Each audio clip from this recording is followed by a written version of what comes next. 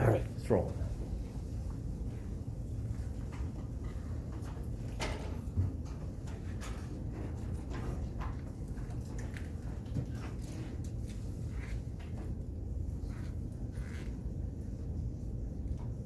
I think it's my phone number. I call it so rarely. Whatever's in the syllabus is correct. And my office is right down the hallway. I think it's TAC 325 again. What's in the syllabus is correct.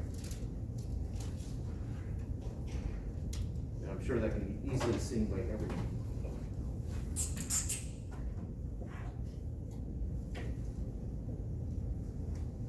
So if you walk down the hallway, there's going to be a small little hall off to the right. There's the classroom right across the way. There's another classroom which I've never seen anyone in next to it, and then there's a little hallway.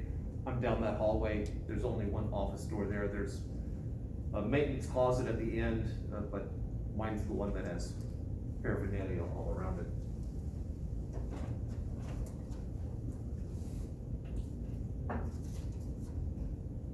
I did not check before I walked in here. Anyone done the course entry assignment? And have you, once you've done that, you can see everything now? Yeah, Okay. kind of. I had a hard time finding the labs. Oh, okay. The labs would be part of, officially it's a separate course. Yeah, I finished that course entry assignment too, but I didn't see any. Yeah, no, I don't have anything posted right now. I tend to post those labs as we go, Okay. because plans will change. And what's the answer to the course entry assignment for the lab? 42. Yep, there you go. It's pretty blatant when you get in there, so. Mm-hmm. Any questions right now?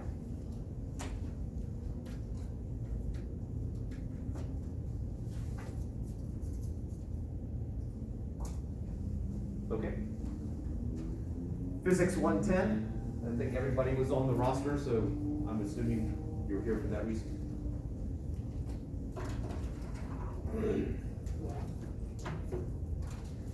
I view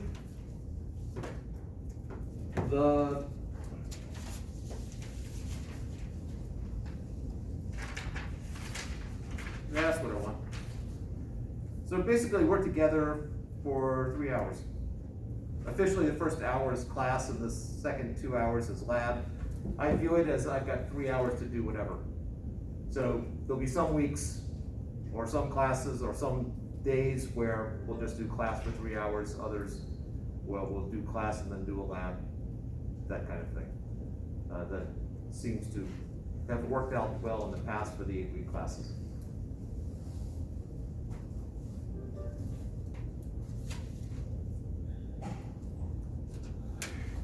I know there are computers all over this place. There's pretty much no reason to actually get on any computers, so. Yeah. Big downside of this room. We might shift to a different room at some point.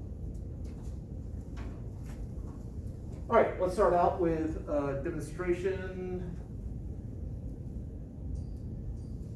See if we can do this without adding any more knots.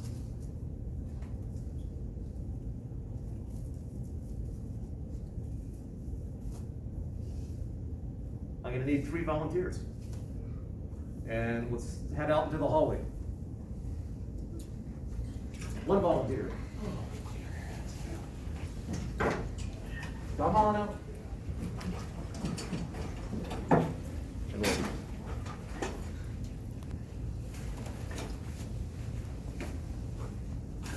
All right. Is Marina, close enough. All right. Is Marina just that much more powerful than they are? Or are they just happen to be weak, which I guess could go with what I just said? Or why was she so easily able to push it down to the floor? Gravity. If gravity were the big thing, then I think the rope would have touched the floor before she even touched it. The gravitational force on the rope is minimal. Because there's no tension in the middle. Oh, no, there's tension throughout. Matter of fact, the tension that Ty was applying to the rope is pretty darn close to the tension Elizabeth Ann was. And it was the same, the tension was the same throughout, or close enough.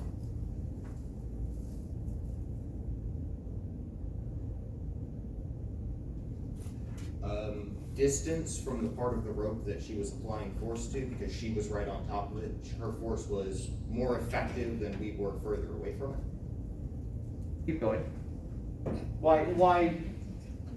There are two possible interpretations that I'm pulling out of what you just said, so. So, she was applying force to the middle of the rope, Right? directly at the middle of the rope. We were applying force to the middle of the rope from the extremes of the rope. So like by the time your forces got to the middle, they were sort of petered out? Because of the distance, they were.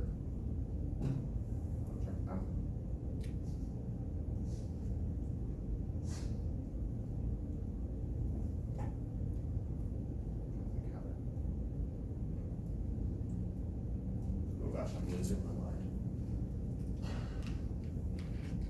And in physics, that could be a plus or a minus, I'm not sure which. You want me to come back to you? Yeah, maybe. All right, someone else? Or tag on to what he said, or?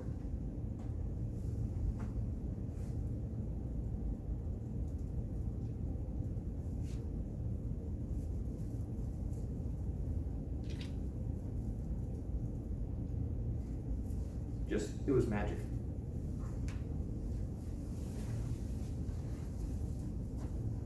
If they had been closer together, if Ty and Elizabeth Ann had been closer together, would Marina been able to do it? No, Why not?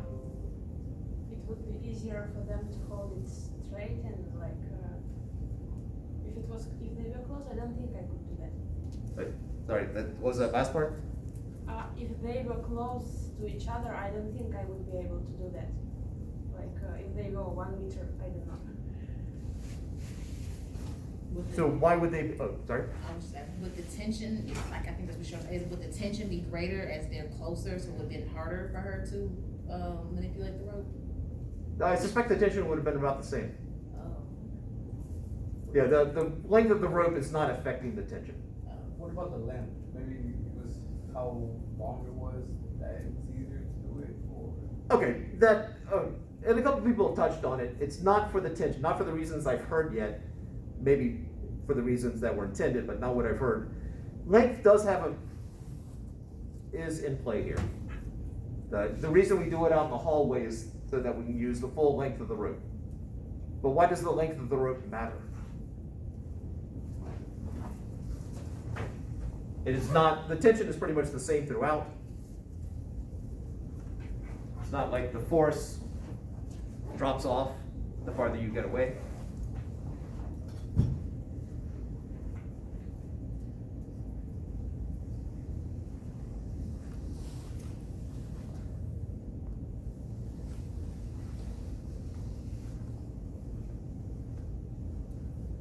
All right, so, yes, Another maybe hypothetical different direction to take it is the possibility, because we're applying the force in the wrong direction, we're both pulling back and away from the center, which is lateral, and then she pushes down vertically towards the ground.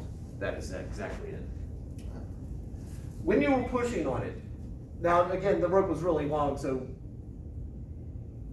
well, let's find out what you felt. As you pushed it, did it get easier or harder or the same as you went down? It was pretty easy to do.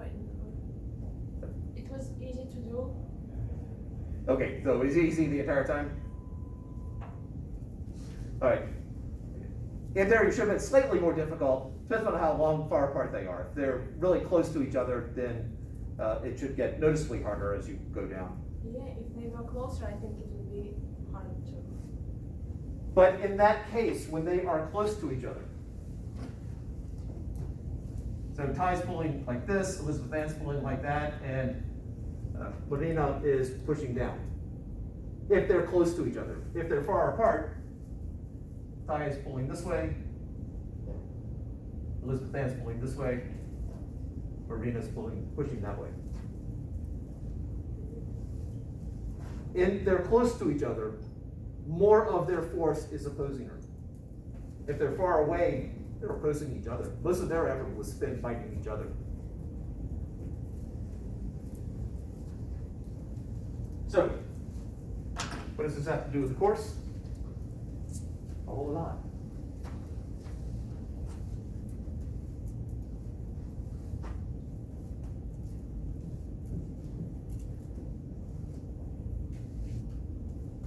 I guess that's probably going to be there for a bit.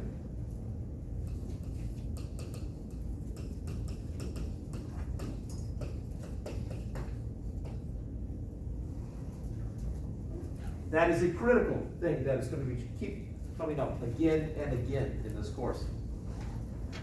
The other thing that matters is how much force were they actually applying? What was the tension in the room? So amount / magnitude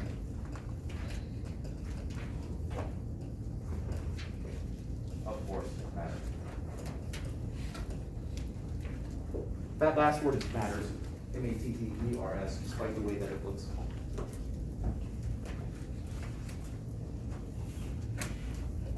If direction and the magnitude both matter, we are dealing with a vector.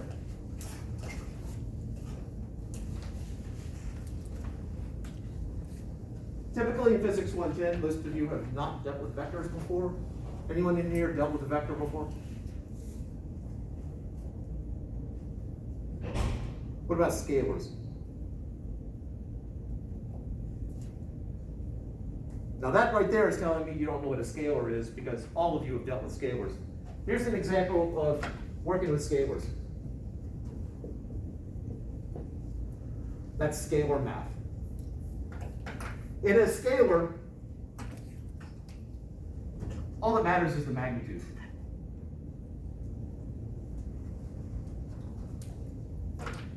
Vectors, direction matters. And force is a vector quantity. Those are just numbers. You're counting things. So we're going to spend a little bit of time talking about vector math versus scalar math.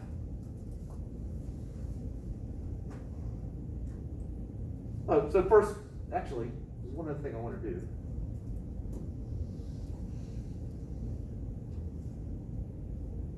Now, I'll finish this bit and then I'll jump to the thing that I'm going to do. So how do you know if you're dealing with a vector or a scalar? Sometimes it's just it's a key word, such as force. Force is a vector, so if ever you're reading a problem and it talks about force, you should be thinking, vector, direction matters. The other indication is how I write it. So if I write just an A like that, that's a scalar, because it's a variable, it's a letter. If I wanted to talk about a vector, I put a symbol over the top of it. And that is a very badly drawn one. See if I can draw it a little bit better. Slightly better. That symbol over the top is telling you we're working with a vector. Now, if I'm drawing it on the board, it's going to look more like that or that, look like one of those. It's what I generally call a half arrow. If I'm using a word processor, it'll put the full arrow, so it'll look like that. And then some sources will do bold print, which is really inconvenient for writing on the board. But sometimes you'll get bold to represent a vector. And the other one is what I call a double print.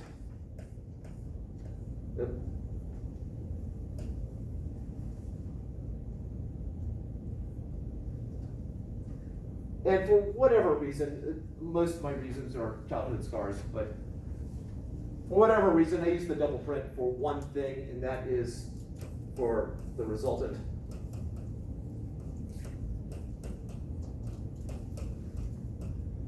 And the resultant is just the fancy word for saying sum. I'm adding two vectors.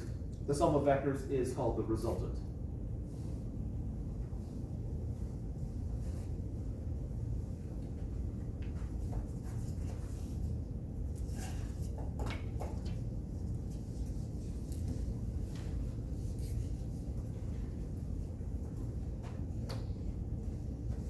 Questions up to here?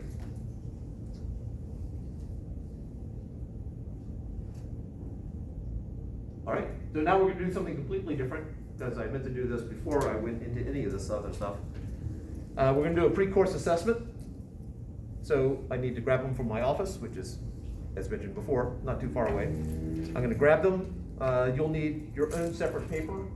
If you do not have paper, if you could borrow it, that'd be cool, or I will scrounge some up. So anyway, I'll be back in a couple minutes. No, probably 1 minute, because I know exactly where they are.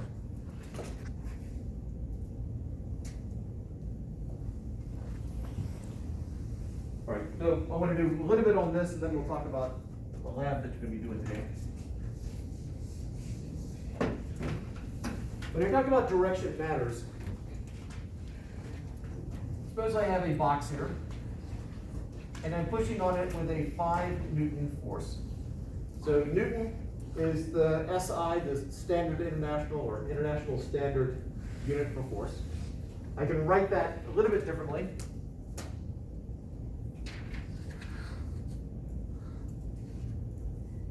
This is the units of force in SI. Standard international or international standard is a Newton. This is just shorthand notation for the international standard unit of force is a Newton. Physicists, for the most part, really don't like writing, so they come up with shorthand notation.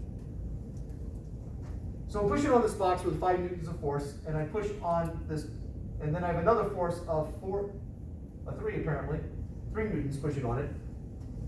What is the total force acting on the box? 8. Give me units also. 8 newtons. There we go, newtons. All right, so the total force, 8 newtons. All right, simple enough, just add them up. Let's make it look more difficult. I have a box, and I push on it with a 5 Newton force this way and a 3 Newton force that way. What is the total force acting on the box now? 2 Newton. Still 8 newtons, just in opposite direction. No, it is 2 Newtons. Oh, it is?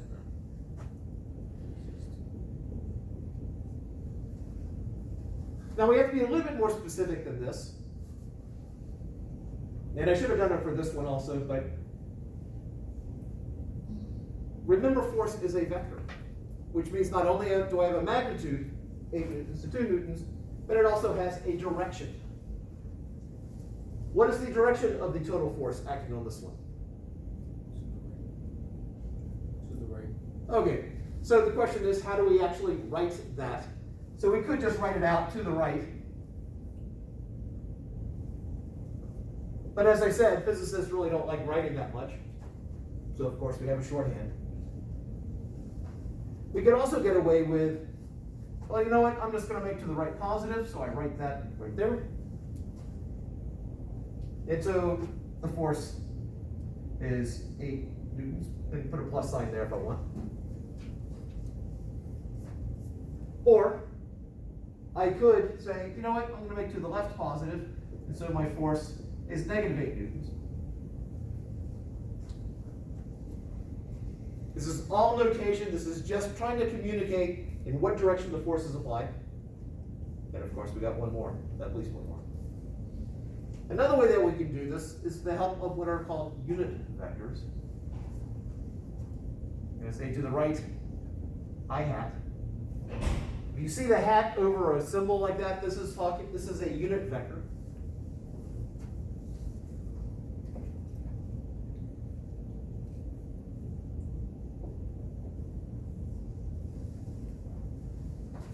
And the unit vector's purpose is to indicate direction. And so right here, I'm saying that I hat just means to the right. So I could then write this as 5 newtons, sorry, try that one again. Force is 8 newtons I hat. So we have several different ways of writing this. We could just write the words out to the right, but typically you either establish a positive direction and just make it positive or negative, or you use the unit vectors. So this one over here, we have to figure out what our convention is. Why don't we just go with the simplest? I'm going to say to the right is positive, and so my answer is positive 2 newtons.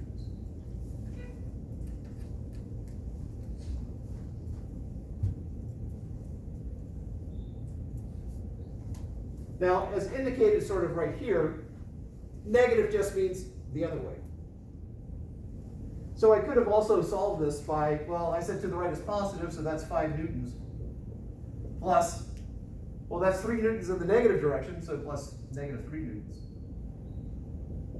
Or the math problem is 5 plus negative 3, which is just 2. That's 2 newtons.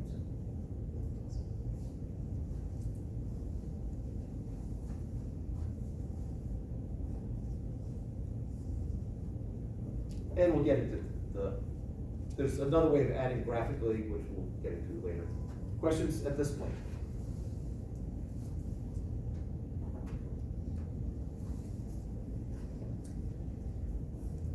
All right, just so you know, I typically have been recording classes for the past couple of years. Once you've done at least one attempt at the course entry assignment, everything should open up to you. Under coursework for the class, I tend to post these under the chapter involved. So it'll be chapter 2. Also want to point out that they are giving us 2 hours, officially 2 hours a week of face-to-face time. That is not enough to cover the content. Part of it is online, as I'm sure you know. So please, I'm not going to be covering everything face-to-face unless you have questions. I am expecting that you're watching